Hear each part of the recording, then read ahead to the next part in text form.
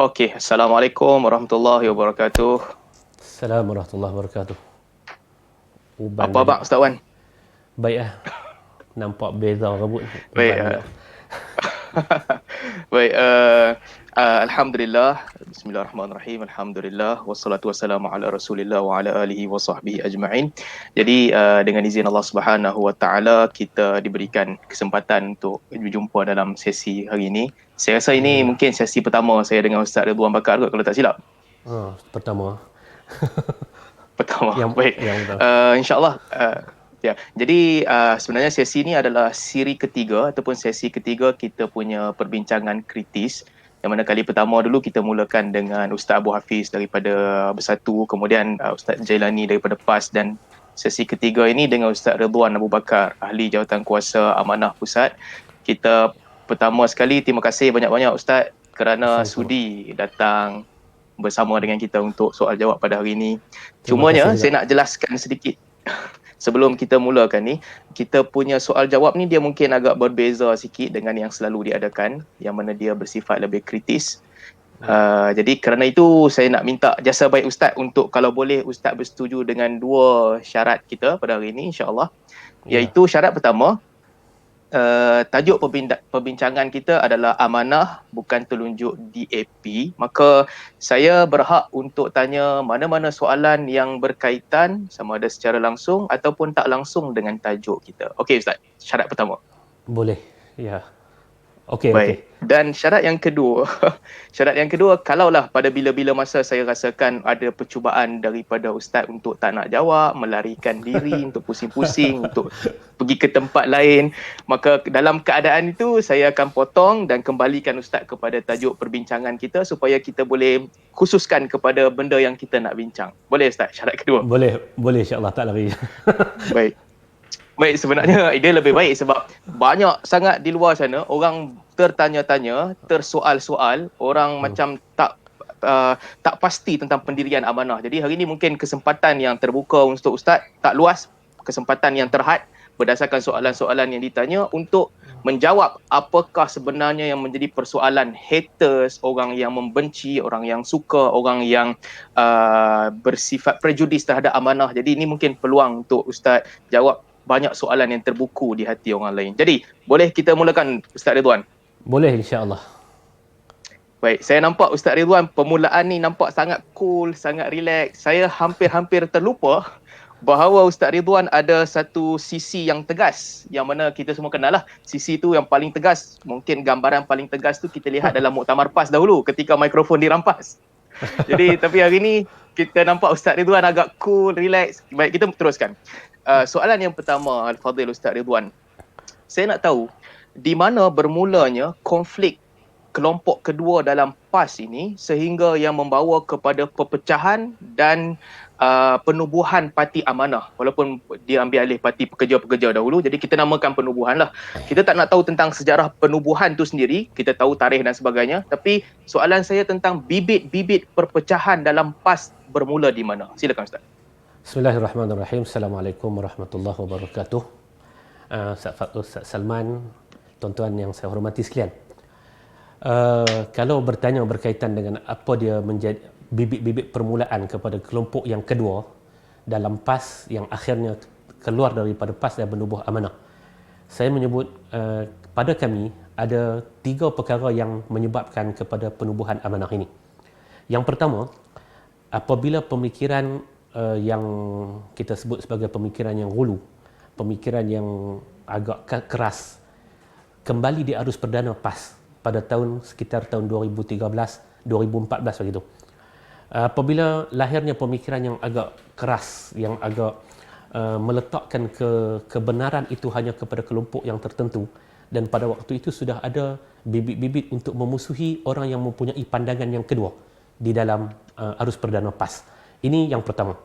Yang keduanya, kalau kita perhati, secara pastinya politik Malaysia ini, dia tidak boleh kita dapat capai kepada hasrat mana-mana parti politik pun untuk menjadi sebuah kerajaan, melainkan apabila ada kerjasama.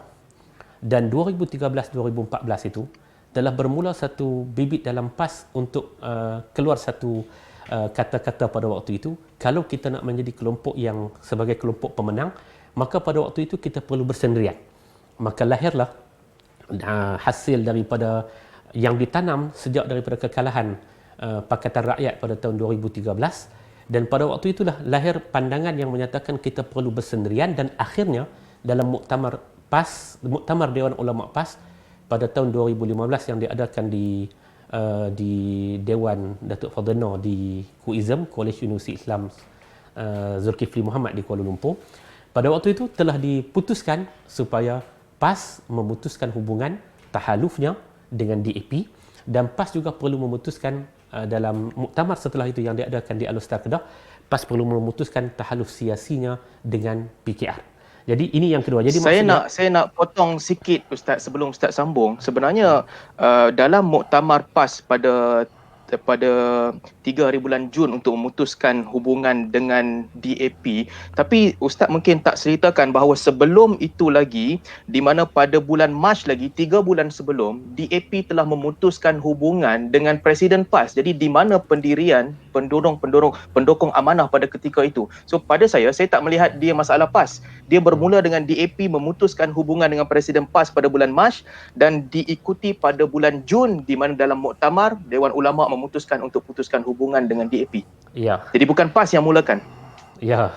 Dia bermula sebenarnya secara rasminya dalam muktamar 2015. Tetapi kalau kita perhati, sebenarnya dalam muktamar 2014 yang saya ada sikit pengalaman pada waktu itu ada orang sebut kata merampas mic dan dirampas mic tu di Batu Pahat. Pada waktu itu sudah ada dalam ucapan penggulungan Tuan Guru Presiden PAS pada waktu itu sudah menegaskan. Saya tak dapat dengar dengan jelas. Saya tak pasti sebab sama ada kejap kita mungkin boleh cek balik kualiti video sebab saya tak berapa clear. Tak berapa clear? Tak berapa clear suara. Tak berapa clear? Dah okey ke?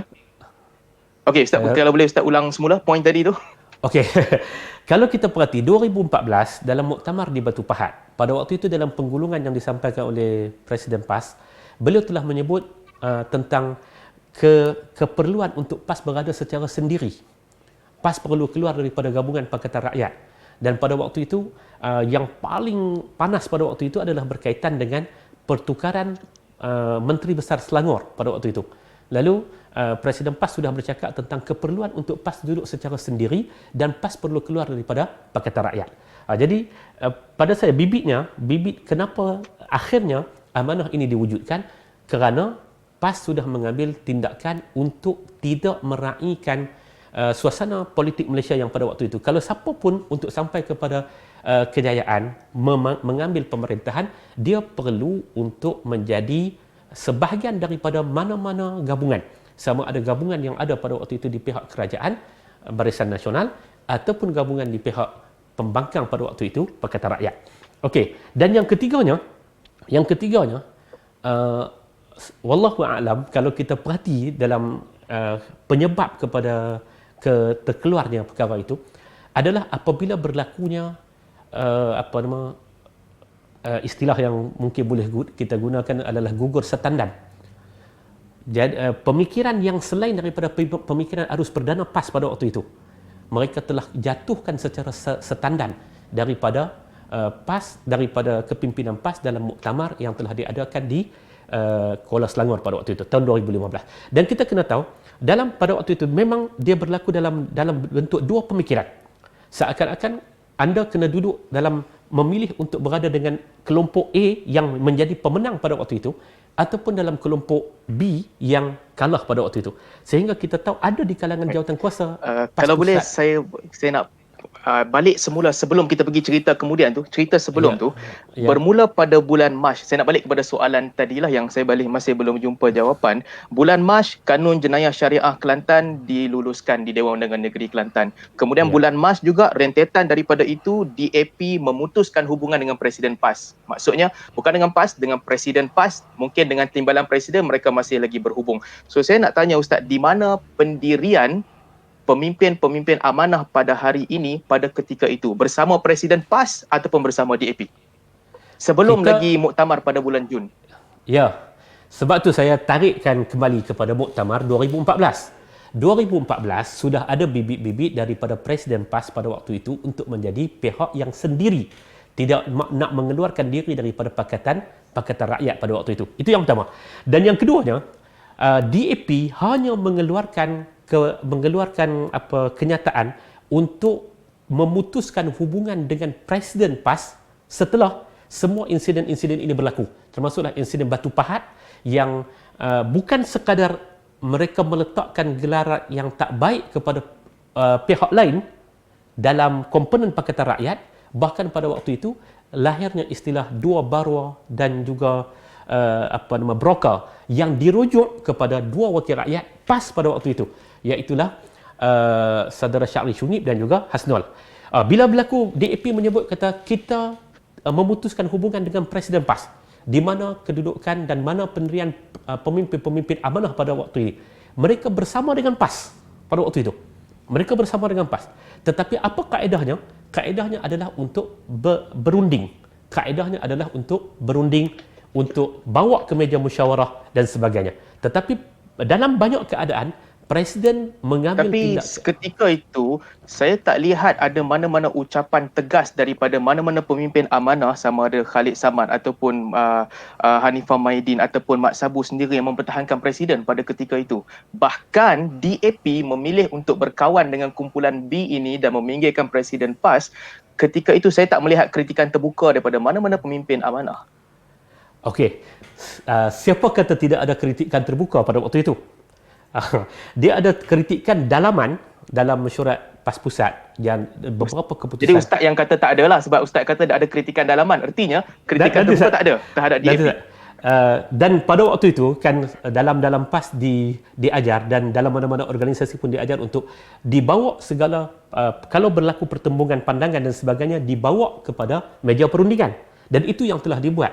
Dan kita tahu selepas itu lahirnya siri-siri dialog yang melibatkan pihak-pihak yang macam YB Khalid Samad. Di Kedah kita pernah buat dialog pada waktu itu, melibatkan YB Khalid Samad, melibatkan Ustaz Zulkifli Ismail daripada pendukung kelompok A lah kalau kita boleh kata pada waktu itu. Jadi memang ada tindakan-tindakan dan respon daripada para pemimpin amanah pada waktu itu. Cuma responnya mungkin tidak dikeluarkan keluar, sehingga apabila berlakunya persidangan muktamar PAS Pusat pada bulan Jun 2015, pada waktu itu telah dibawa usul ini. Tetapi akhirnya dengan arahan daripada Presiden dan arahan daripada Al-Mursyidul Am, diarah supaya usul ini ditarik balik daripada dibahas dalam muktamar. Dan semua boleh lihat peristiwa yang berlaku pada waktu itu. Siapa yang bangun? Yang bangun untuk minta supaya usul ini tetap dibahaskan. Usul untuk memutuskan hubungan dengan DAP. Dan kita perlu melihat, kita perlu berikan kebebasan kepada ahli-ahli untuk berbicara, dan kita melihat di mana masalah dan di mana mudaratnya. Itu telah diminta oleh antara lain oleh saudara Faiz Fadil, antara lain oleh saudara Nur Halim Sirum, dan oleh antara lain adalah oleh Yang Berhormat Ustaz Muhammad Nur. Okey. Maksudnya tetapi yang berlaku setelah usul itu diluluskan oleh Dewan Ulama memutuskan hubungan dengan DAP, nama-nama yang disebutkan itu telah meninggalkan amanah dan ikut kapal baru, meninggalkan PAS dan mengikut kapal baru iaitu amanah. So mereka meminta untuk dibahaskan, diluluskan, dan mereka lari tinggalkan PAS, betul? Kita minta untuk dibahaskan dan akhirnya kemukakan kepada sidang muktamar untuk muktamar memutuskan. Kerana ketika mana kita melakukan keputusan untuk bertahaluf, itu adalah keputusan muktamar Ipoh. Maka apabila kita nak memutuskan hubungan, seharusnya diserahkan kepada kuasa tertinggi, iaitulah muktamar. Dan Ustaz Salman, ada nama-nama itu yang sampai hari ini masih duduk dalam PAS, bahkan jadi Esko. Ustaz Muhammad Nur, Esko Kerajaan Negeri Terengganu. Dia juga antara yang lantang bangkit meminta supaya usul Dewan Ulama dibahaskan dalam muktamar penuh. Baik, saya rasa isu tu jelas kepada kita, yang mana kita tak boleh verify. Ustaz Ridwan kata ada pertahanan dalaman terhadap Presiden ketika berhadapan dengan DAP, sebab saya di luar dan ramai orang di luar, kami tak tahu sama ada betul mempertahankan ataupun sekadar cakap kosong. Wallahu ta'ala a'lam. Saya nak pergi kepada isu seterusnya. Seterusnya. Berkaitan dengan hudud. Baik, ketika Kelantan meluluskan, Dewan Undangan DUN Kelantan meluluskan Kanun Jenayah Syariah Kelantan pada bulan Mac. di mana pendirian Ustaz? Apakah unilateral, tindakan bersendiri PAS bersama ketika itu pembangkang Kelantan ada UMNO dan PKR meluluskan usul itu ditolak keras oleh DAP. Jadi pada pandangan Ustaz, wajar ataupun tidak usul itu diluluskan di Dewan Undangan Kelantan dan diteruskan? Okey, di antara orang yang meluluskan usul tersebut, di antara anggota dewan yang luluskan usul tersebut ialah Yang Berhormat Datuk Usham Musa. Pada waktu itu menjadi anggota Dewan Undangan Negeri Kawasan Salor. Kan? Dan pada waktu itu, pendirian yang diambil sepihak oleh PAS didukung sepenuhnya oleh para pemimpin yang sekarang ini berada di dalam amanah. Dan saya rasa kalau kita tengok dan kita teliti betul-betul, orang-orang yang menulis tentang yang berbicara, yang bercakap, yang mendesak bahkan untuk setelah undang-undang yang berkaitan dengan jenayah syariah yang telah dibentang pada 1993 dan sampai menjelang sampai tahun 2013-2014 ia masih belum dibicarakan secara terbuka dan tidak lagi diperbaiki. Maka pada waktu itu di antara orang yang bercakap, menulis dan orang yang berbahas tentang perkara ini adalah orang-orang yang sekarang ini berada di dalam amanah. Saya tunjuk contoh. Antaranya ialah Dr. Zulkarnain Luqman, salah seorang daripada anggota panel yang disebut oleh Ustaz Ahmad Jalani dalam siri minggu lepas tu, jawatan kuasa tu. Jawatan kuasa berkaitan dengan pindaan enakmen jenayah syariah negeri Kelantan 1993. Antara dia adalah saudara Faiz Fadil. Antaranya ialah saudara Abdullah Karim. Ini adalah nama-nama peguam yang mereka itu terlibat dalam jawatan kuasa tersebut. Tetapi bila berlakunya perpecahan, dan saya nak sebut latar belakang kepada perpecahan PAS itu kerana tiga tadi ni yang menyebabkan akhirnya nama-nama ini memilih untuk bersama dengan amanah dan meninggalkan PAS. Baik. Kalau saya teruskan sikit lagi sebelum kita masuk isu lain, setelah amanah ditubuhkan, kalau kita tahu sejarah sebelum ni, Barisan Alternatif DAP tarik diri pada 2004 kerana tak dapat menerima PAS berterusan untuk mempertahankan konsep negara Islam. Pakatan Harapan hancur pada 2015. Alasan sebenar DAP pada bulan Jun itu ataupun pada bulan Mac adalah kerana PAS membentangkan undang-undang hudud. Itu adalah sebab utama mereka memutuskan perhubungan dengan Presiden PAS. Jadi Pakatan Rakyat juga hancur disebabkan isu berkaitan dengan hudud ataupun undang-undang Islam. Setelah amanah ditubuhkan, di mana prioriti untuk menegakkan negara Islam? Masih ada ataupun tak ada langsung ataupun telah hilang? Okey. Sekali lagi saya nak sebut kepada Ustaz Salman dan kita bersama. Bila amanah masuk, amanah saya sebut latar belakang bila kita berpolitik di Malaysia ini, latar belakangnya ialah yang pertamanya sudah tentu politik kesepakatan. Kita perlu kepada kesepakatan. Yang keduanya ialah tentang keabsahan perlembagaan itu sendiri. Maknanya kita akan berjuang dan akan berada dalam bingkai perlembagaan itu sendiri. Kita akan berada di bawah perlembagaan dan kita akan berada dalam bingkai perlembagaan itu sendiri. Dan yang ketiganya, sudah tentunya kita menyebut tentang apa yang disebut sebagai kita perlu melihat kepada wakil Malaysia. Dan dalam politik, kita ambil apa keputusan sekalipun, dia adalah risiko. Lalu amanah memilih untuk mengurus risiko daripada memilih satu-satu risiko sehingga ada risiko-risiko yang seterusnya. Jadi amanah, apakah mengurus risiko itu bermaksud DAP tarik diri daripada Barisan Alternatif kerana negara Islam, PR hancur kerana hudud dibentangkan di Kelantan? Apakah menguruskan risiko itu bererti diam terus, jangan cakap tentang hudud? Saya perlu betulkan kenyataan Ustaz Salman. Sebenarnya Pakatan Rakyat tidak hancur semata-mata kerana hudud.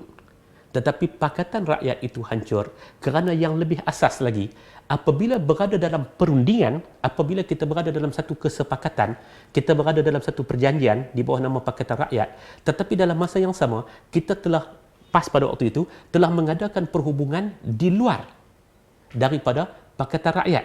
Dalam masa yang sama, memperkesampingkan perbincangan.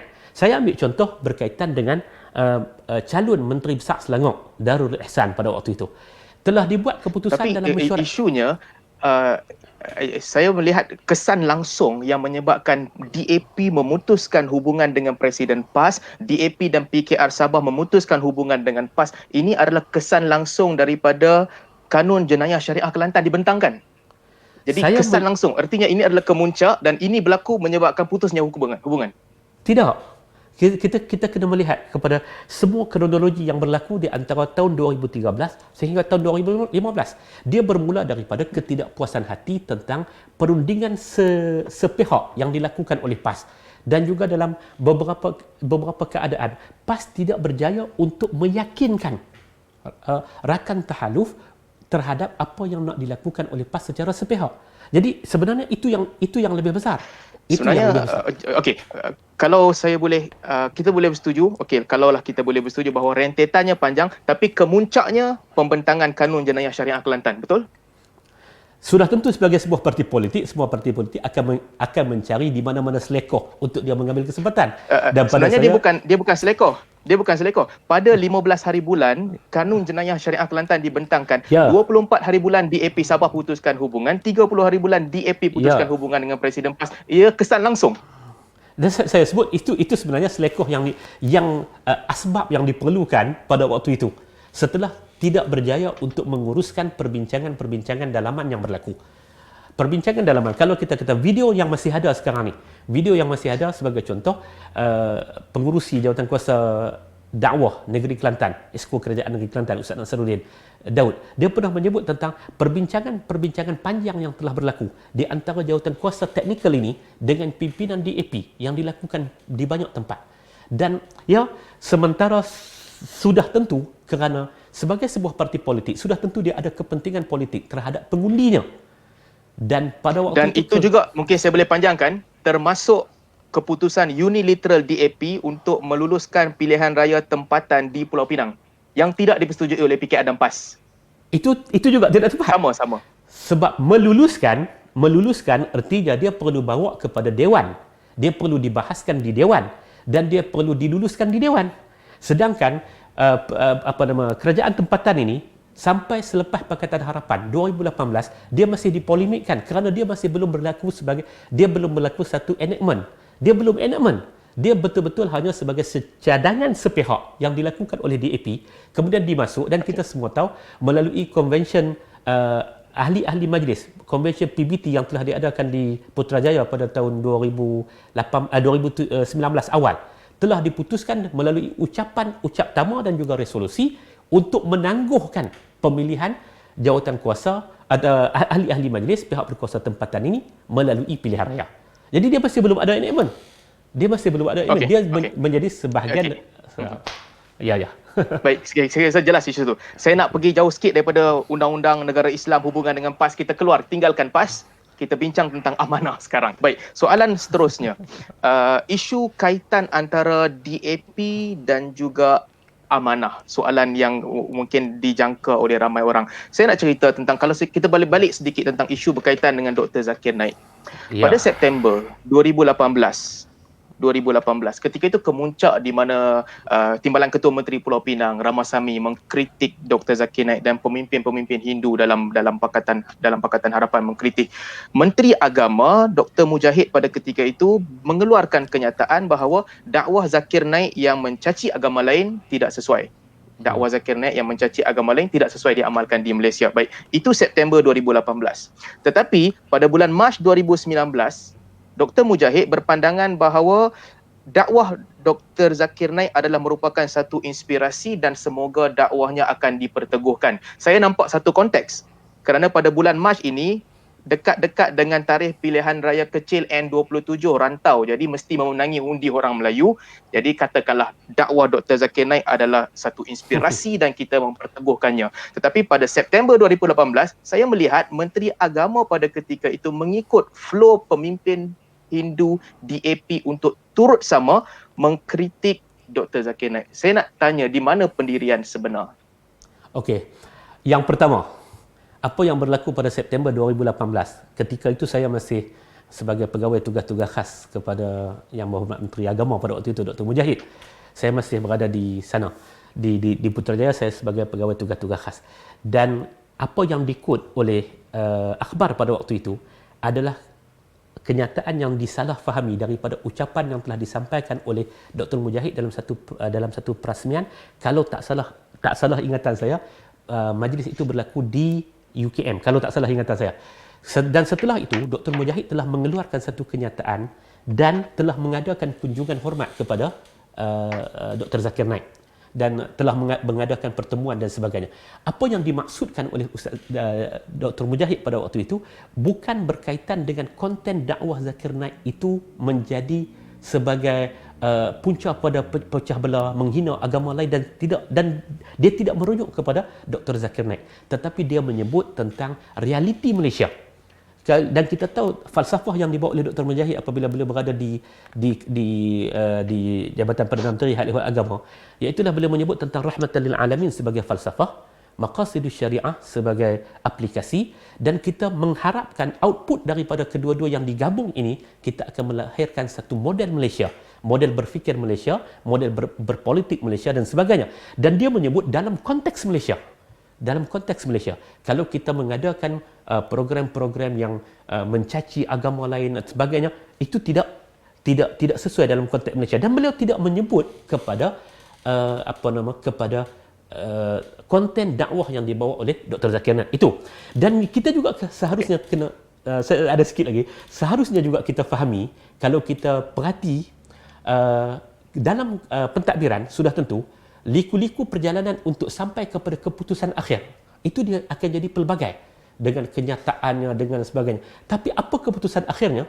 Keputusan akhirnya yang diluluskan oleh Kabinet Malaysia di bawah Pakatan Harapan pada waktu itu ialah dengan meneruskan dan memberikan status meneruskan kedudukan dan keberadaan Dr. Zakir Naik di Malaysia dengan status quo-nya dan memberikan ruang kepadanya untuk menyampaikan dakwahnya dalam kawalan dan dalam etika-etika yang tertentu. Itu yang disebut dalam akhirnya keputusan kabinet. Dan Dr. Zakir Naik masih berada di Malaysia. Dr. Zakir Naik tidak dihalau. Okey, kita jelas. Cuma kalau saya boleh ringkaskan, kalau saya boleh bahkan kalau saya boleh tambah lagi, bahkan ada tindakan yang agak merugikan Malaysia berkaitan dengan Dr. Zakir Naik dalam masalah kelapa sawit, minyak sawit, dalam masalah jadi minyak sawit. kalau saya boleh rumuskan, Dr. Mujahid tidaklah mengkritik langsung Dr. Zakir Naik, tetapi beliau membiarkan, artinya beliau cakap secara umum dakwah itu tak sesuai di Malaysia, tapi beliau membenarkan kenyataan beliau disalahfahami, dijadikan kenyataan untuk menyokong DAP sehingga bulan Mac 2019 baru beliau berjumpa dengan Dr. Zakir Naik untuk membetulkan keadaan seminggu sebelum penamaan calon di rantau. Betul? Kenyataan Dr. Mujahid keluar seminggu selepas kenyataan saya tahu masih beberapa hari setelah berlakunya kenyataan terhadap Dr. Zakir Naik yang dikatakan Dr. Mujahid menyatakan dakwah Zakir Naik tidak sesuai di Malaysia. Ya, dan beliau membiarkan kenyataan itu difahami bahawa beliau menentang Dr. Zakir Naik, menentang kewujudan dakwah Dr. Zakir Naik tanpa membetulkannya, melainkan seminggu sebelum pilihan raya rantau. Betul? Tidak. Di mana beliau berjumpa dengan Dr. Zakir Naik dan memberikan kenyataan jelas bahawa dakwahnya adalah satu inspirasi dan kita harap diperteguhkan. Betul? Beliau membetulkan perjumpaan itu berlaku pada bulan Mac.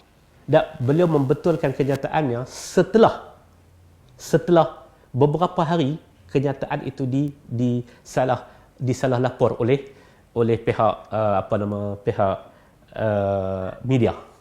Beberapa hari. Okey, kita boleh cek. Kita boleh cek balik fakta berkaitan dengan itu sebab ketika itu banyak isu yang berlaku. Saya tidak ada tarikhnya. Tetapi yang setepatnya kerana waktu itu kenyataan itu keluar ketika saya masih berada di tingkat 9 pejabat JAKIM. Waktunya saya masih bertugas di sana. Pada bulan 3 saya sudah tidak bertugas di yayasan, saya sudah tidak bertugas di pejabat menteri. Jadi itu satu perkara yang saya ingat secara pasti. Sebab yang rekod ada pada saya, perjumpaan Dr. Mujahid dan Dr. Zakir Naik berlaku pada bulan 3 dan ketika itu Dr. Mujahid mengucapkan dakwah beliau adalah satu inspirasi dan dia berharap bahawa dakwah beliau diperteguhkan, dan kebetulan perjumpaan itu berlaku 1 minggu sebelum penamaan calon di N27 rantau di mana 54% daripada pengundi adalah Melayu. Okey, kita tinggalkan isu tu. Pertemuan tu boleh jadi Ustaz Salman, tapi kenyataannya itu sudah awal. Pertemuan tu boleh jadi betul sebab dia berlaku September, Oktober tu Dr. Mujahid ke Bosnia dan sebagainya. Pertemuan dia itu memang pada bulan 3 2019. Itu saya pasti. Cantik. Okey. Kita boleh teruskan kepada bab seterusnya. Saya nak sambung satu lagi bab. Isu yang besar juga tentang kuil Sri Maha Mariamman. Ada pertembungan antara pemimpin kuil, ada serangan daripada beberapa pemuda Melayu. Pemimpin kuil sebahagiannya dah ambil duit 1 juta, patutnya pilih untuk keluar. Sebahagian yang lain pilih untuk stay di situ, kumpulan yang tak dapat duit untuk stay di situ. Pada 25 hari bulan berlaku insiden kuil. Pada 26 hari bulan November 2018, kumpulan menteri-menteri India di Malaysia, Waita Murty, Govindio, Xavier, Kulasegaran dan Sivarasa buat kenyataan terbuka untuk mengkritik tindakan pihak polis. 26 hari bulan. 27 hari bulan berlaku insiden di mana Allahyarham saudara Adib diserang di kuil itu sehingga akhirnya menyebabkan kematian beliau rahimahullah. 28 November, sehari selepas itu, 28 November. Sebelum itu kita melihat kenyataan-kenyataan yang sangat mencurigakan daripada pemimpin-pemimpin kuil. Jumpa sijil silat di situ. Pemimpin kuil buat kenyataan kata sebenarnya arwah Adib ni dilanggar oleh kereta bomba. Kami tahan kereta bomba supaya jangan langgar. Yang mana kenyataan ini bercanggah dengan keputusan rasmi inquest yang diketuakan ketika itu. Soalan saya, sehari selepas kes itu pada 28 November, Dr. Mujahid pergi jumpa pemimpin kuil, selesai masalah, tangkap gambar, angkat tangan. Apa yang berlaku ni Ustaz? Cuba cerita sikit. Saya yang pertamanya sebab namanya pun perbincangan kritis. Perbincangan kritis kan. Antara kesilapan yang berlaku kepada kami pada waktu itu. Sampai semua perkara yang berkaitan dengan umat Islam di Malaysia dilunggukkan kepada bahagian hal ehwal Islam ataupun bahagian Islam Jabatan Perdana Menteri, kan? Itu satu perkara. Dia berpunca daripada lambakan daripada masyarakat. Masyarakat akan tunding kepada bahagian kepada Menteri Agama, dan satu kesilapan pada saya apabila pada waktu itu kita mengambil tindakan untuk merespon semua tindak apa yang dibangkitkan oleh masyarakat terhadap semua isu-isu yang berlaku dalam negara pada waktu itu. Dan kita kena ingat, bomba di bawah pentadbiran Kementerian Kerajaan Tempatan, Perumahan dan Kerajaan Tempatan, KPKT. Dan dalam masa yang sama isunya keselamatan itu di bawah KDN. Yang betul-betul kalau boleh ada CP-CP sikit adalah kerana Allahyarham Adib adalah orang Melayu, orang Islam, dan peristiwa itu berlaku di kuil ataupun yang berdekatan dengan kuil dan ada kaitan dengan kuil dan sebagainya. Dan dalam konteks politik Malaysia, antara perkara yang paling mudah untuk dibakar adalah sentimen agama dan perkauman. Saya sebut mukadimah tak. Kemungkinan yang silapnya pada pentadbiran pada ketika itu ialah kita menjadi pihak yang responsif terhadap semua isu-isu yang berlaku dan berlegar di kalangan masyarakat. Asal kata yang berkaitan dengan Islam, kita menjadi pihak yang responsif. Dia juga berpunca daripada kerana serangan semua pergi kepada Menteri Agama. Sedangkan kalau kita tengok ruang lingkup Menteri Agama serangan, itu bukan kalau saya nak betulkan sedikit. Serangan itu bermula kepada Menteri Agama setelah tarikh 28 November di mana Menteri Agama secara sukarela, saya tak tahu kalau ada tekanan daripada kerajaan, tapi secara sukarela pergi berjumpa dengan pemimpin kuil untuk mengangkat tangan tanda berdamai, sedangkan di situlah bermula penentangan dan anggota bomba telah diserang. Jadi itu saya tak tahu sama ada salah siapa, tapi saya tak fikir boleh salahkan orang lain ketika menteri sendiri pilih untuk berada di situ pada ketika itu untuk membiarkan gambarnya diambil oleh media. Gambarnya diambil oleh media, dan pada waktu itu saya sebut hak mukadimah tadi ni kerana duluan yang berlaku sebelum itu ketika kita baru nak beraksi sebagai sebuah kerajaan, dan semua perkara yang berkaitan dengan umat Melayu dan orang Islam itu ditunding kepada Menteri Agama. Jadi saya tengok saya pergi kepada kita pergi kepada isu yang lain. Ringan sikit isu kali ini. Saya minta maaf kalau saya boleh berlaku jujur. Andai kata UMNO dan PAS bersatu pada PRU ke-14 berdasarkan lambang yang sama, mereka boleh tambah 20 ke 30 kerusi dan mereka boleh menang pilihan raya. Amanah telah gagal untuk penetrate ataupun memenangi hati pengundi Melayu di Kelantan dan Terengganu, tempat majoriti Melayu. Saya nak tanya Ustaz, sekarang ini setelah PRU ke-14 dengan suhu perkauman yang tinggi, apakah Amanah telah berjaya menambat hati orang Melayu lebih dekat ataupun mereka semakin dibenci oleh orang Melayu? Pandangan peribadi Ustaz secara umum. Saya melihat begini. Saya melihat begini. Kalau kita melihat kepada keputusan pilihan raya dengan menggunakan kaedah plus-plus dengan makna undi Barisan Nasional UMNO plus dengan undi PAS, maka atas kedudukan itulah orang menyebut kata PAS boleh dapat, PAS dan UMNO ataupun law ni mereka namakan sebagai Perikatan Nasional boleh dapat sekitar 28 kursi tambahan dan akan menjadi kerajaan juga dengan simple majority. Okey, itu latar belakang yang pertama. Latar belakang yang kedua, kalau kita perhatikan kemenangan Parti Amanah sememangnya di kawasan Melayu bandar, Melayu separa bandar ataupun di kawasan campuran. Semua 11 kursi Amanah ni itu adalah di kawasan Melayu pinggir bandar ataupun di kawasan campuran ataupun di kawasan Melayu bandar. Kita menang di Shah Alam, kita menang di Kota Raja, kita menang di Sepang, kita menang di Pokok Sena, kita menang di Tampin agak pendalaman, kita menang di Pulai. Itu kursi-kursi yang dimenangi oleh Amanah. Kursi yang dimenangi oleh Amanah ini adalah sama ada kawasan majoriti Melayu pinggir bandar atau majoriti Melayu ataupun majoriti Melayu bandar ataupun kawasan campuran. Itu satu. Itu yang kedua. Yang ketiganya, selepas pilihan raya, apakah benar Amanah tidak berjaya untuk mengambil hati orang Melayu? Saya sebut secara umumnya di kawasan yang dipanggil sebagai kawasan tradisi PAS, di mana ada 3 P. Di situ ada pondok, di situ ada padi dan di situ ada PAS. Di tiga kawasan ini agak Amanah tidak boleh mengambil undi Melayu. Itu kita akui. Memang Amanah tidak boleh mengambil undi Melayu. Dan kalau di Kedah ini, daripada 4 kursi yang kita menang, ada 1 kursi yang ada ketiga-tiga P. Kita menang di kawasan Kota Seputih. Di kawasan Kota Seputih itu ada pondok yang agak banyak, ada PAS dan ada... Kalau saya boleh ringkaskan sebab banyak lagi soalan itu susun. Pada ketika ini, sokongan terhadap Amanah bertambah ataupun berkurang berbanding dengan PRU ke-14 daripada masyarakat Melayu? Berbanding PRU, kita tidak boleh melihat sekadar jumlah undi itu bukan sokongan yang kita boleh pegang. Adapun sokongan yang kita boleh pegang itu adalah berkaitan dengan penambahan keahlian Amanah. Penambahan keahlian Amanah. Kita bermesyuarat minggu lepas. Kita ada 7,000 keahlian baru untuk sepanjang PKP. Sepanjang PKP itu kan berlaku dah kejatuhan kepada parti di negeri Kedah. Di Malaysia. Okey. Saya satu sudut saya mengucapkan tahniahlah ada penambahan. Tetapi di sudut lain saya melihat bilangan 7,000 itu bukan satu bilangan yang boleh dibanggakanlah sebenarnya. Tapi itu okey. Kita boleh berbeza pandangan. 7,000 untuk sebuah parti yang baru ni. 7,000 dan sebelum itu didahului dengan Ya. Okey.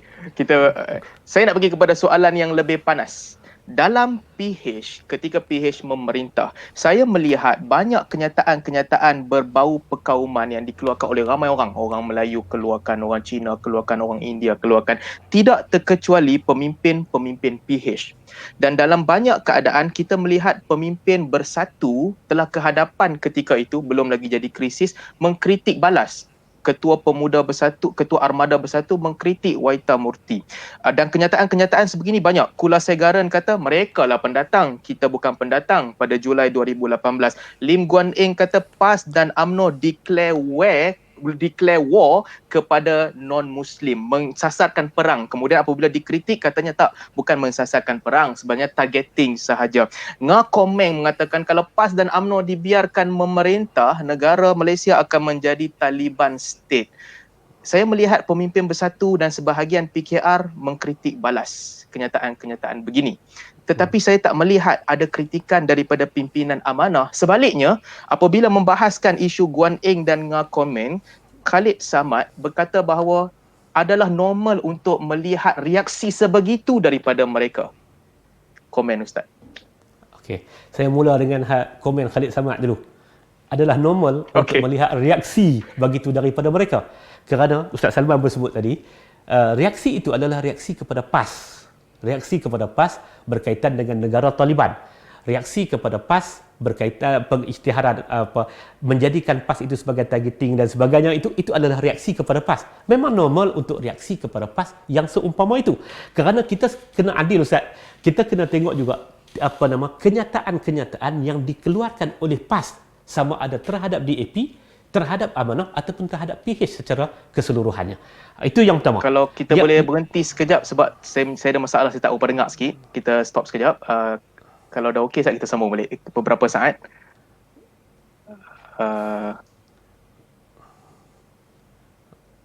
Ya. Saya tak berapa clear. Okey, kalau Ustaz boleh ulang balik yang terakhir saya dengar Ustaz kata itu adalah reaksi kepada PAS. Okey, apa poin Ustaz tadi? Ya, saya kata tadi Ustaz Salman sebut tentang apa yang disebut tentang Taliban menjadikan PAS sebagai target utama sebagainya. Itu adalah reaksi kepada PAS. Secara adilnya kita kena tengok sebenarnya ada kenyataan-kenyataan PAS yang agak kasar dan keras terhadap masyarakat non-Muslim di Malaysia. Kita kena perhati hampir semua kesalahan pada waktu itu diletakkan kepada DAP. Dan disebut kata DAP sebagai pemusnah dan sebagainya. Ustaz Salman, kalau kita perhati betul-betul, dalam 100 PAS bertanding 144, saya ingat, lebih kurang lagu tu. Di kebanyakan kawasan PAS bertanding dan undi PAS itu agak signifikan di kawasan-kawasan tersebut adalah di kawasan yang berlaku pertembungan di antara PAS dan juga UMNO Barisan Nasional. DAP tidak bertemu dengan UMNO, DAP tidak bertemu dengan secara partinya, DAP tidak bertemu dengan UMNO, DAP tidak bertemu dengan PAS. Tiba-tiba mereka dijadikan sebagai target utama. Yang bertembung adalah beberapa kerusi bertembung yang PAS pergi bertanding di kawasan yang sama ada kawasan campuran ataupun kawasan itu adalah kawasan tradisi DAP. DAP tidak bertanding. DAP bertanding di Bagan, PAS tidak bertanding di Bagan, tidak berlaku pertemuan. Tetapi bila PAS mengeluarkan kenyataan yang agak keras terhadap DAP, itu sudah tentulah secara normalnya biasalah untuk mereka memberikan reaksi balas kepada kenyataan yang agak keras kepada mereka. Adapun kenyataan yang secara umum, yang secara umum sebagai contoh kenyataan yang dikeluarkan oleh bekas Menteri Sumber Manusia berkaitan dengan siapa pembangkang, siapa pendatang dan sebagainya, itu dijawab dan sekali lagi saya tidak bawa sebab saya mari dalam keadaan tidak bersedia, betul-betul hard talk, betul-betul saya nak tunggu apa yang Ustaz Salman nak lontarkan. Ada kenyataan yang dikeluarkan oleh jawatan kuasa pimpinan Amanah, Dr. Muhaimin, berkaitan dengan kenyataan yang dibuat oleh Menteri bekas Menteri Sumber Manusia. Menteri Sumber Manusia. Timbalan Menteri Amanah. Timbalan Menteri Amanah. Menteri Sumber Manusia. Ya. Baik. Okey, saya terima jawapan tu. Walaupun pilihan raya dah berlalu lama dah, 2018, tapi kenyataan Guan Eng dan Ngor Kamai ini keluar setahun lebih selepas tu pada 2019. Tapi okey, kita boleh terima itu sebagai reaksi balas kepada PAS. Fair enough, kita sama-sama boleh terima. Seterusnya, saya nak pergi kepada satu isu yang sebenarnya agak sensitif juga, di mana ketika kes Taikun Perniagaan Cina, Kun Yu Yin mengatakan askar Melayu ni pemalas. Okey, isu tu dia ucapkan kenyataan itu pada 12 ataupun 13 hari bulan Ogos. Dan dia pernah menyumbang. Saya nak teruskan sebelum saya nak teruskan kepada lambat sikit. Saya tak nak tanya tentang sumbangan sebab kalau jual meja, beli meja ni biasa, semua orang buat, benda biasa.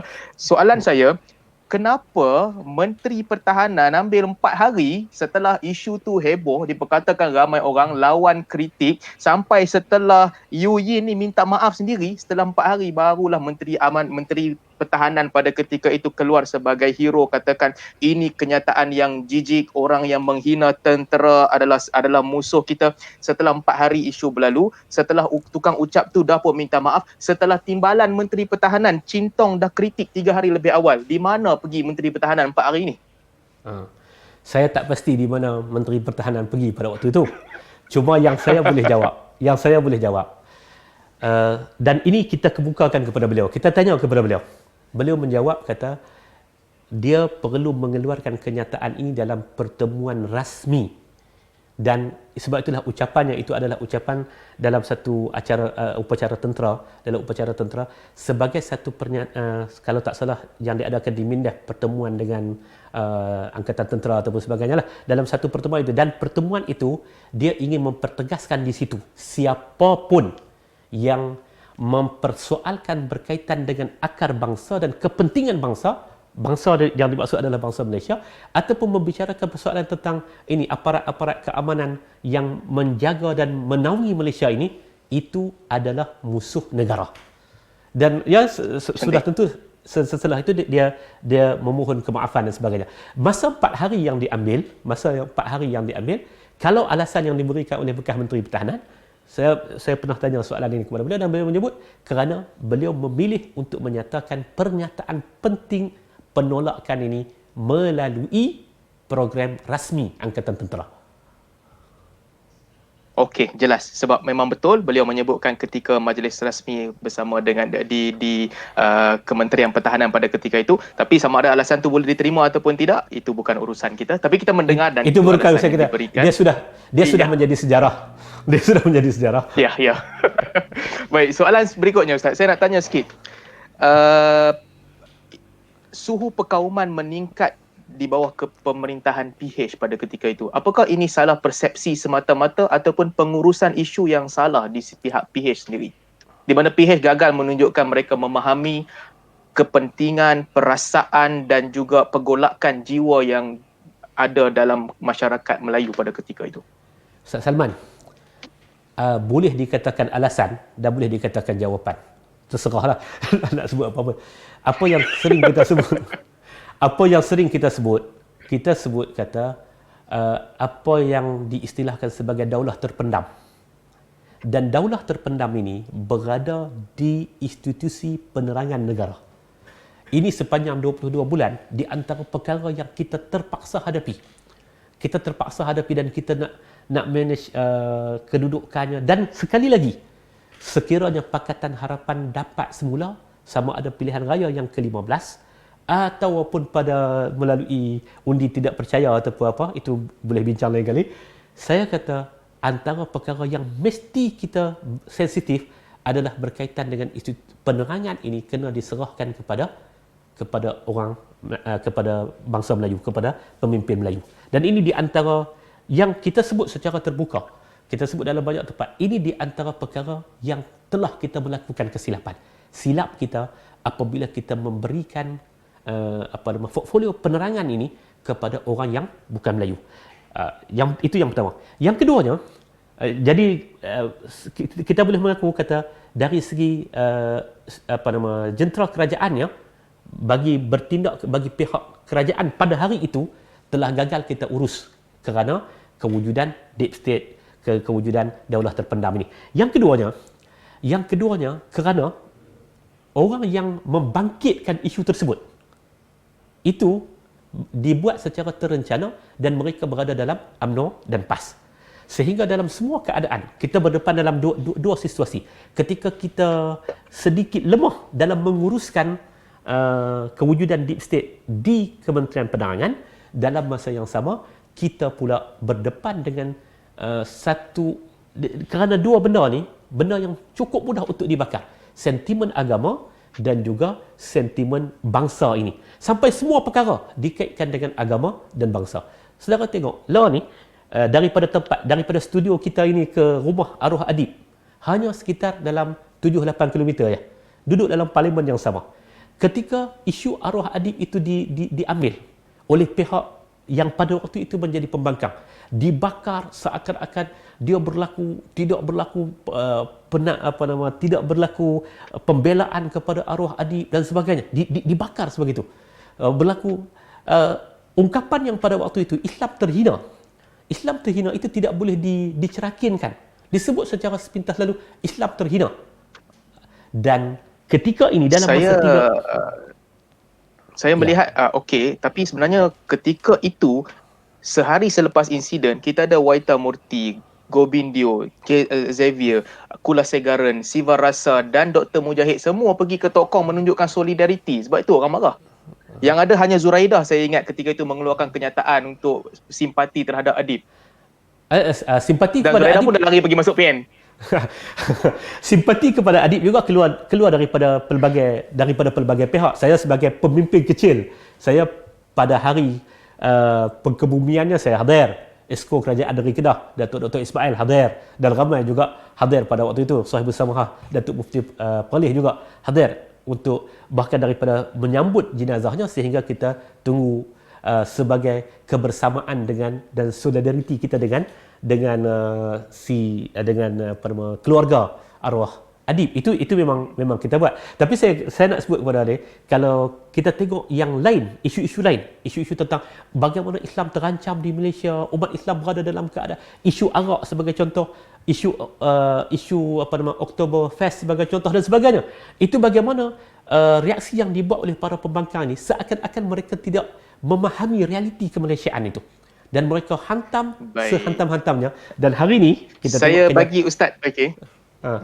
Kalau boleh saya bagi Ustaz isu yang paling awal berlaku, di mana setelah PH menang, yang paling awal sistem ataupun kepimpinan perundangan negara. Apa yang berlaku pada ketika itu, Menteri Undang-Undang, portfolio Undang-Undang adalah Liew Wee Kiong daripada warisan seorang yang bukan beragama Islam. Yang mana jawatan itu sebelum tu semua orang Islam. Ada Nazri Aziz, ada Azlina, ada Nancy, ada Radi, ada Zaid Ibrahim dan juga Rais Yatim sebelum tu. Semua orang Islam. Dan jawatan Menteri Agama buat kali dia timbalan menteri sebelum tu. Dia timbalan menteri. Jadi kali pertama jawatan Menteri Undang-Undang, portfolio Undang-Undang pergi kepada bukan Melayu. Okey, menteri satu jawatan, tak apa.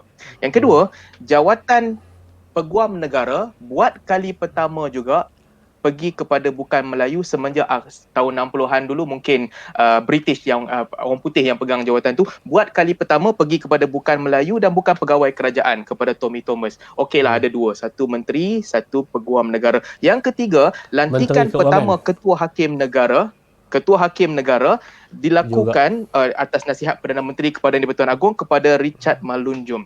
Kali pertama juga kepada bukan Melayu sejak jawatan itu ditinggalkan oleh British. Jadi tiga jawatan utama dalam perundangan, menteri, peguam negara dan juga ketua hakim negara, tiga-tiga ini hilang daripada orang Melayu buat kali pertama semenjak jawatan ini ditinggalkan oleh British dahulu.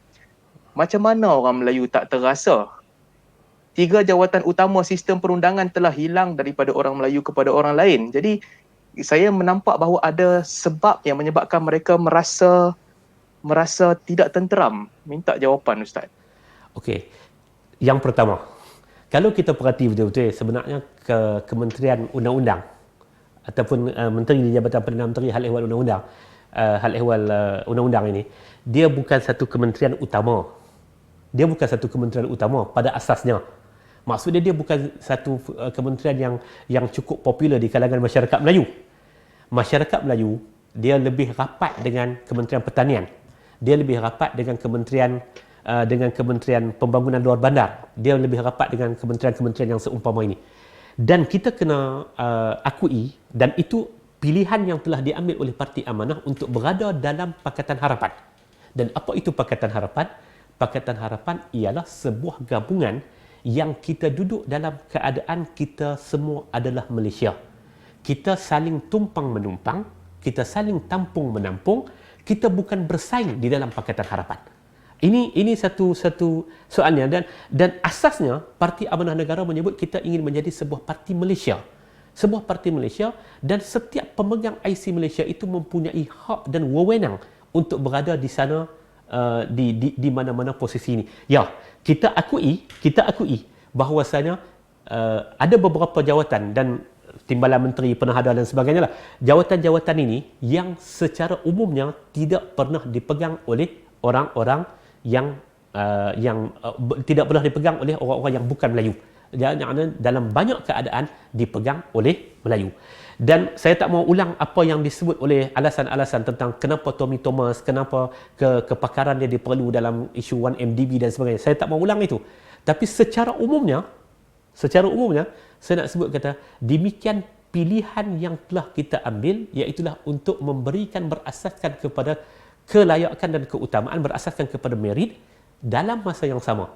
Perkara itu telah dipukul canangkan oleh pihak pembangkang pada waktu itu dan menjadikan ia sebagai isu perkauman.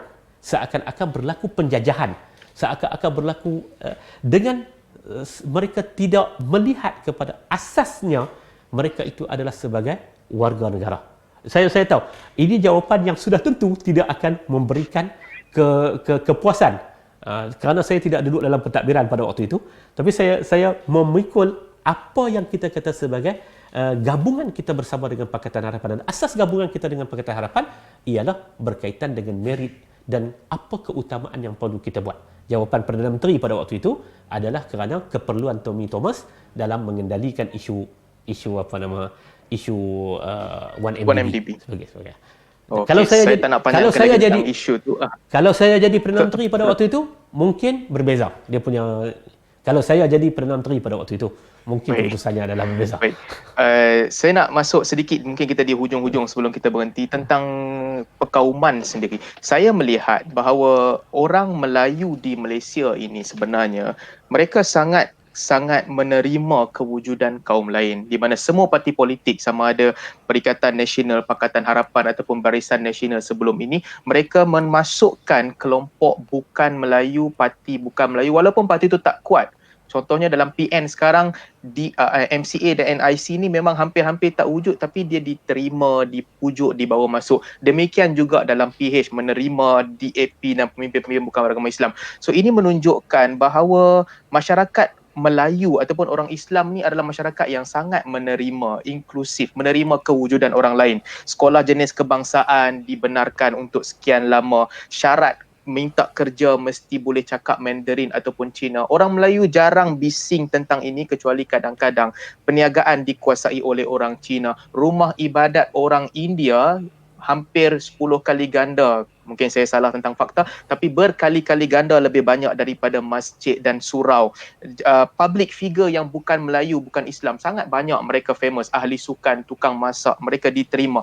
Mu'alaf yang bukan Melayu masuk Islam, diterima sebagai sebahagian daripada orang Islam tanpa ada sebarang prejudis langsung. Kamu ini mu'alaf, tak bagi kahwin dengan anak aku dan sebagainya. Isu itu tak wujud. Jadi saya melihat orang Melayu sendiri sebenarnya sangat menerima kewujudan orang bukan Melayu dalam masyarakat majmuk. Tetapi isu perkauman ini dia menjadi hangat apabila beberapa tindakan ataupun ucapan-ucapan pemimpin bukan Islam terutamanya yang menaikkan sentimen kemarahan, dan ramai di kalangan mereka berada dalam DAP terutamanya, dan isu ini juga dipergunakan oleh UMNO untuk menaikkan semangat. Minta komen Ustaz dalam bab ni. Yang pertama, saya melihat begini. Memang masyarakat Melayu agak terbuka. Saya sendiri tak berkahwin dengan orang Melayu, saya berkahwin dengan orang Cina. Tiap-tiap malam tidur dengan perempuan Siam. Saya tak sebut kita ada contoh. memang kita boleh terima tentang penerimaan kepada orang lain dan sebagainya. Tetapi masalah yang berlaku kepada kita ialah orang politik kita, mereka berbahasa dengan dua bahasa yang berbeza. Ketika mereka bertemu dengan Melayu, mereka akan bercakap seakan-akan untuk menjahanamkan Melayu, bukan Melayu. Ketika mereka bertemu dengan bukan Melayu, mereka akan bercakap tentang kedamaian dan sebagainya. Di mana contoh? Contohnya, kita boleh tengok sebagai ucapan sebagai contoh. Sebagai ucapan yang dibuat oleh sebahagian daripada para pemimpin-pemimpin UMNO. Sebelum pilihan raya, selepas pilihan raya, dan sampai sekarang ini bila mereka berada dalam kelompok-kelompok mereka. Maka pada waktu itu mereka akan sebut tentang, dan dia bukan sekadar pemimpin-pemimpin DAP. Kita jangan lupa tentang Lim Kim Sai pada perhimpunan di TCPA, perhimpunan yang dibuat Perhimpunan Melayu, Perdana Menteri, bekas Perdana Menteri Datuk Seri Najib pada waktu itu sebagai Ketua Pemuda UMNO. Dia bercakap untuk menghantar Lim Kim Sai balik ke negara China, ke tanah besar China. Dan pada waktu itu 1987 itu berlaku penangkapan secara besar-besaran kepada pemimpin pembangkang. Sentimen perkauman itu dimainkan oleh pihak-pihak ini, dan mereka tidak bercakap dengan satu bahasa. Ketika mana berada bersama dengan orang Melayu pun bahasa Malaysia, maksudnya dia cakap dengan nuansa Malaysia. Ketika berada bersama dengan orang Cina pun ataupun dicampur secara umum, kita bercakap betul-betul dengan kehendak Malaysia, dengan kedudukan Malaysia dan sebagainya. Demikian juga berkaitan dengan orang-orang agama kita. Orang-orang agama kita antara yang mempopularkan istilah kapiak laknat. Kapiak laknat. Secara umum menyebut tentang kapiak laknat dan sebagainya. Jadi kalau kita perhati betul-betul, saya boleh akui. Sebab itulah dalam banyak keadaan, terutama lah ni 3 bulan ini, apabila pihak pembangkang tidak menjadikan isu-isu perkauman ini untuk membakar, sementara kita duduk dalam PKP, hari ini hari yang ke-100, kita duduk dalam PKP ini, tapi dalam masa yang sama kita tidak mengambil angle yang sama, khususnya para pemimpin Parti Amanah, kita tidak mengambil angle yang sama untuk menyerang atas asas perkauman. Kita kata sebagai contohnya, hari ini dengan seorang menteri pengangkutan sebagai contoh, bila dia telah melantik semua pengurusi port di Malaysia ini, Penang Port, Kuantan Port dan sebagainya, saya dipahamkan hanya satu sahaja, Kemaman Port itu hanya diberikan kepada YB Ilyas. Kemaman sahaja diberikan kepada pengurusi Melayu. Kita tidak mengambil angle bangsa. Kita tidak bercakap kata saya tak melihat PH boleh mengambil angle bangsa, sebab kalau ambil angle bangsa nanti DAP marah pula kan. Bukan begitu? Tidak. Ketika yang sama UMNO diambil ketika mana mereka berkawan dengan MCA. Hak ni yang saya nak sebut, kata bahasa. Tapi UMNO dominan, ya. Tapi bezanya UMNO dominan, betul? UMNO dominan dalam Barisan Nasional. UMNO dominan dalam Barisan Nasional, ya. UMNO dominan dalam Barisan Nasional, dan dalam Pakatan Harapan kita memilih untuk tidak ada parti yang menjadi abang besar dan dominan. Sebab itu kita, kalau dalam konteks lah ni, kita tidak mengambil angle bangsa kerana kita bercakap dengan satu bahasa. Kita pertikaikan adalah perlantikan, lambakan orang politik dalam GLC tanpa melihat kepada merit dan keupayaan. Kita bercakap dari sudut itu. Kita tidak bercakap dari sudut bangsa. Tapi ketika mana UMNO mengambil dari sudut bangsa. Okey. Kalau kita nak pergi main isu bangsa, Ustaz Salman, dalam pelantikan baru ni ada beberapa agensi yang tidak pernah terlepas kepada orang Melayu, tidak pernah terlepas kepada bukan Melayu, yang sudah ada dapat kepada orang bukan Melayu. Okey, tak apa, kita tinggal. Yang keduanya, watak-watak agresif ni, watak-watak agresif dan ekstrim, dia ada dalam semua parti. Watak-watak yang seumpama ini. Watak-watak yang seumpama ini. Saya tengok sebagai contohnya Dr. Kamarul Yusof kemarin, dia post dalam posting dia mengaitkan nama saya. Lepas tu dia dah padam dah. Satu ketika tahun 2019 bulan Ogos, saya juga pada waktu itu telah mengkritik Ramasamy dalam isu yang dia bangkit tentang. Saya rasa tak berapa clear sikit audio. Mungkin Ustaz boleh kita berhenti beberapa saat sebab audio tak. Ya. Okey. Dr. Kamarul tadi. Ya, cerita Dr. Kamarul tadi. Dr. Kamarul telah dia update dalam posting dia semalam. Tapi dia dah padam dah lepas dia mengaitkan nama saya. Dia ambil screenshot tentang satu posting saya pada tahun 2019 yang kita mengkritik watak seumpama Ramasamy. Dan pada waktu itu sudah tentulah kritikan itu agak keras. Saya menjadi pemegang jawatan dah dalam parti pada waktu itu. Saya sebut watak-watak macam Ramasamy, watak-watak macam beberapa orang-orang yang disebut tadi, tambah Murti dan sebagainya. Watak-watak ini ada dalam semua, dan kita dalam semua parti, dalam semua kelompok, dan kita susah untuk mengontrol mereka. Minggu lepas kan bila berbicara tentang beberapa watak dalam PAS sebagai contoh. PAS juga kadang-kadang watak-watak yang terlalu agresif dalam PAS itu agak susah untuk dibendung oleh PAS. Saya suka dengan jawapan Ustaz ni, di mana bila Ustaz sebut watak seperti Ramasamy, Wahidah Murti ni adalah watak yang tak baik, resis dan ada di mana-mana. Saya rasa jawapan ini lebih baik daripada jawapan yang dikemukakan oleh pegawai Menteri Agama yang kemudian saya baca dalam Facebook Abu Mishkat, yang mana nada dia berlainan, nada dia lebih kepada mempertahankan. Jadi saya suka jawapan ni, jawapan yang bagus, mengakui watak-watak yang kasar, keras ini ada di mana-mana, itu adil. Soalan terakhir sekali sebelum kita tutup majlis adalah, siapa nak jadi Perdana Menteri ni? DAP dengan Amanah nampak firm bersama-sama. Kami nak tun untuk 6 bulan, kemudian tukar kepada Datuk Seri Anwar Ibrahim. PKR ke alamnya sendiri, tak nak tun, warisan tak nak Datuk Seri Anwar Ibrahim, tapi nampak macam DAP dan Amanah ni berkawan dan kekal setia sekata. Jadi siapa nak jadi Perdana Menteri selepas ni? Dan dia tidak menjadi jawapan kepada tajuk kita. Tidaklah. Ya, Dia ya. tidak menjadi jawapan kepada tajuk kita. Amanah mengambil sikap secara kronologinya melalui pertemuan pada bulan 3. Sebaik sahaja berlaku pengambilan alihan. Istilahnya macam-macam. Kalau Saadi sendiri dia Sebaik sahaja, kalau saya boleh sebut sikit, sebaik sahaja Tun meletak jawatan tanpa konsult sesiapa, sebaik sahaja Tun biarkan Datuk Seri Wan Aziza, Lim Kit Siang, Lim Guan Eng dan Mat Salleh pergi tunggu di depan rumah dia pagi-pagi. Sebaik sahaja itu semua berlaku. Ya, teruskan Ustaz. Selepas berlaku. Dan sebenarnya itu juga ada penjelasannya kenapa itu berlaku. Tak apa, selepas itu kita membuat keputusan apa keadaan sekalipun kita mesti mengambil semula kerajaan ini. Kita tidak boleh menjadikan cerita mengambil istilah Saadi tebuk atap.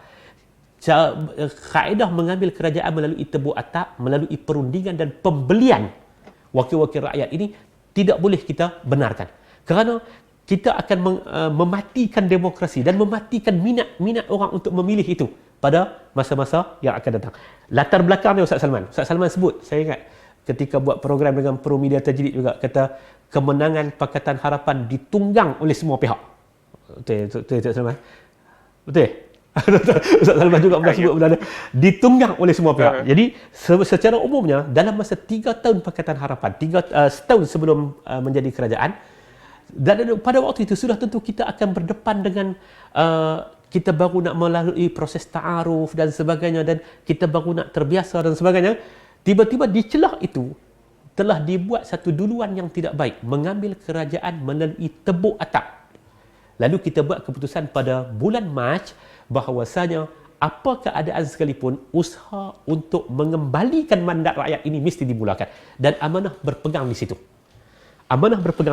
Kemudian dalam Pakatan Harapan telah memberi dua option.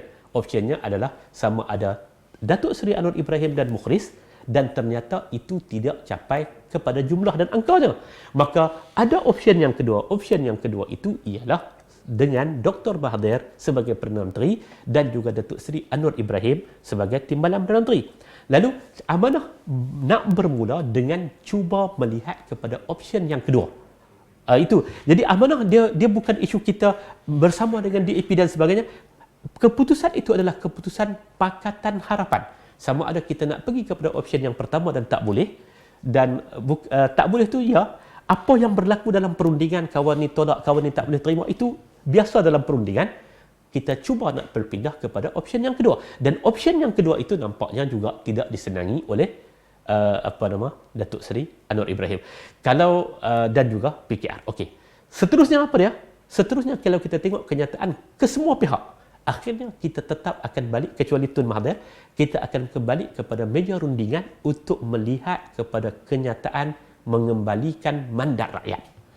Kalau kalau boleh segera, kenapa kita nak tangguh? Itu mungkin yang kita letakkan. Kalau boleh buat segera, kenapa kita nak tangguh sampai kepada pilihan raya yang ke-15? Kerana kita tahu secara angkanya memang tak cukup. Angkanya memang PN tak cukup.